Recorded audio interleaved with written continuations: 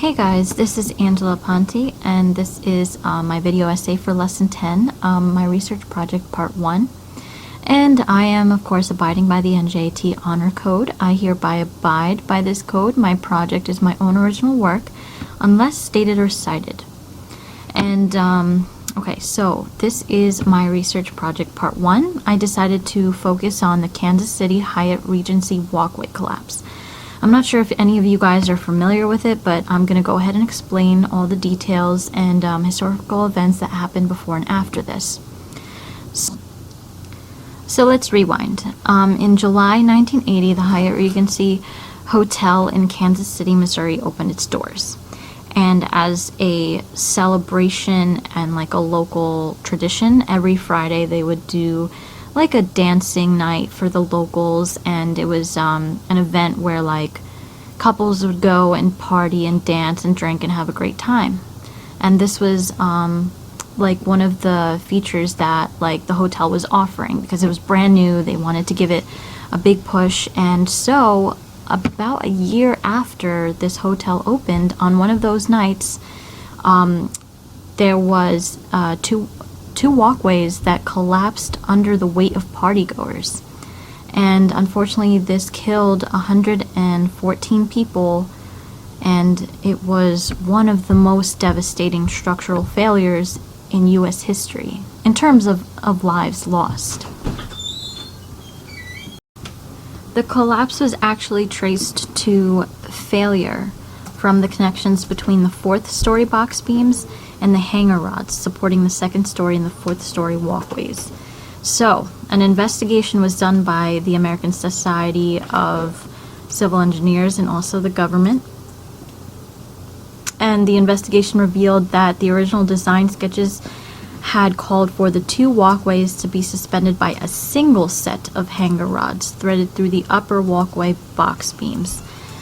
But the design was changed, and although the design proved to be in violation of the Kansas City minimum load requirements, the engineer went ahead and approved it anyway. So the primary cause of this failure was a change from the original design to a double rod system instead of the single one. So in the next slide, I want to read you guys a little excerpt from the abstract of the official investigation report. So I highlighted some things that I thought were really key details in this case. The insufficient load capacity was a huge one. Also, the inadequacy of the original design, and the change in a hanger rod arrangement during construction that essentially doubled the load.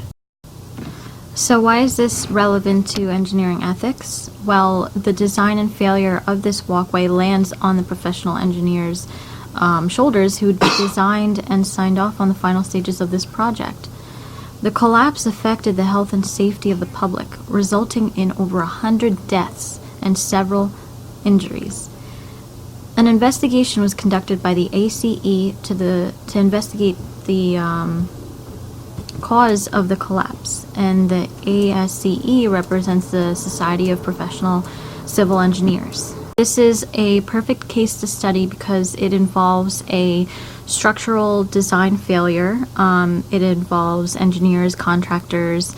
Unfortunately, the amount of people that got hurt was really high, and it could have been avoided if, other measures were taken place. But I'm going to go into that more in my video essay part 2 of this research project, so stay tuned until next week, and I will go more in depth about what could have been improved, whose fault is it anyway, and yeah, so any comments, questions is greatly appreciated and welcomed. On the last slide, you'll see my works cited and annotations. These are the main sources that I used, and I hope you guys enjoyed this video. Thank you very much.